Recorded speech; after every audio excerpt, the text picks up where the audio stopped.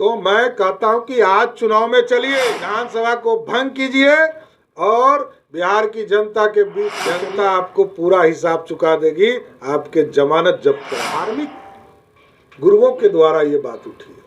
Bharatiya Janata party इस देश को बढ़ाने में, देश के विकास के कार्यों में लगी है।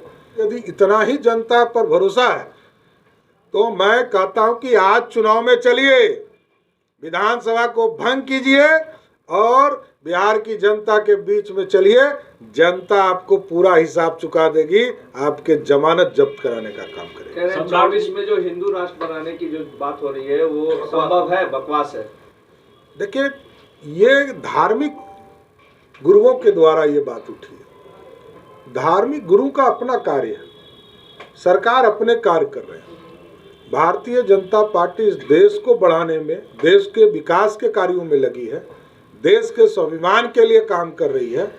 जो धार्मिक गुरु कह रहे हैं वो उनका बयान। लेकिन राजद के लोग ये कह रहे हैं कि लालू जी का नाम ही काफी है बीजेपी को सत्ता से उखाड़ने के लिए। देखिए, लालू जी बहुत बार लड़ चुके बीजेपी से, और लालू जी स्वयं ही उन राजद के नेताओं से जाके पूछिएगा कि राजद के नेता लालू प्रसाद जी को मुख्यमंत्री भाजपा के कृपा से बने हैं, वो क्या बोलेंगे?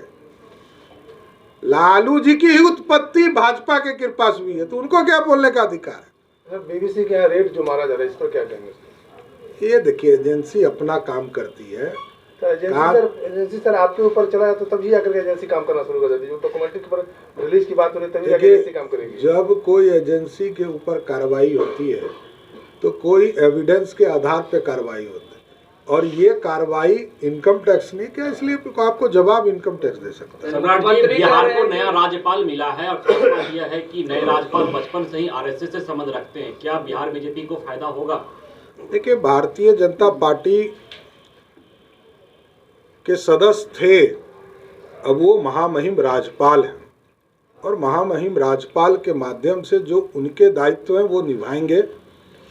भारतीय जनता पार्टी के सदस्य देश के प्रधानमंत्री भी हैं, देश के उपराष्ट्रपति भी भारतीय जनता पार्टी के सदस्य हैं, और देश की महामहिम राष्ट्रपति भी भारतीय जनता पार्टी। जब किसी दायित्व पे कोई चला जाता है तो वो उस तरह से निर्वहन करता है जो उनके सामने लाया जाता है। चौधरी जी, तेज प्रताप यादव कह रहे हैं कि लालू राज है। लालू प्रसाद जी इतिहास के पन्ने में रहे हैं और इतिहास के पन्ने में ही आगे के दिनों में रहेंगे। इससे ज़्यादा दुर्भाग्यपूर्ण वाला कोई लीडर पैदा नहीं लिया। जो पहला लीडर हैं, जो जनता दल यूनाइटेड के द्वारा बताया गया था कि ये पंजीकृत अपराधी हैं, ये जदयू ने कहा।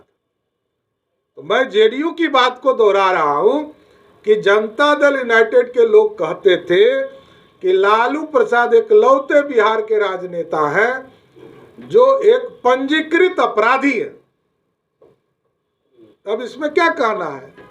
जो पंजीकृत अपराधी स्वयं हो उस पर क्या बयान देना? एक सवाल है, आप बोल रहे हैं वही बात उपेंद्र कुशवाहा भी बोल रहे हैं। उपेंद्र कुशवाहा ने कहा है कि अगर मुख्यमंत्री बन जाएंगे तेजस्वी यादव तो बिहार में लालू राज आ जाएगा, जंगल राज लौट जाएगा। क्या उपेंद्र कुशवाहा बीजेपी के पक्ष में है? देखिए, गुंडा राज स्थापित होता है। मैं बार बार कहता हूं कि राजद का गठबंधन होने के बाद बालू माफिया, शराब माफिया या गुंडे लोग सरकार में आए, और जब गुंडे लोग सरकार में आए तब आपराधिक घटना बढ़ गई बिहार में।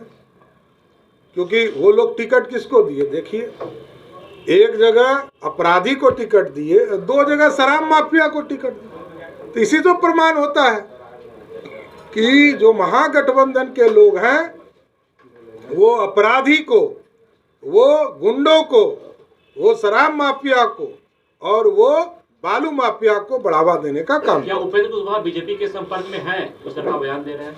देखिए, भारतीय जनता पार्टी ने स्पष्ट तौर पर कहा है कि 1990 से लेकर 2005 तक जो लालू प्रसाद जी के खिलाफ बिहार में आंदोलन करते रहे और लालू प्रसाद जी के राज में जिन पर ऊपर बर्बरता बरती गई, उन लोगों के लिए दरवाजा खुले रहेंगे।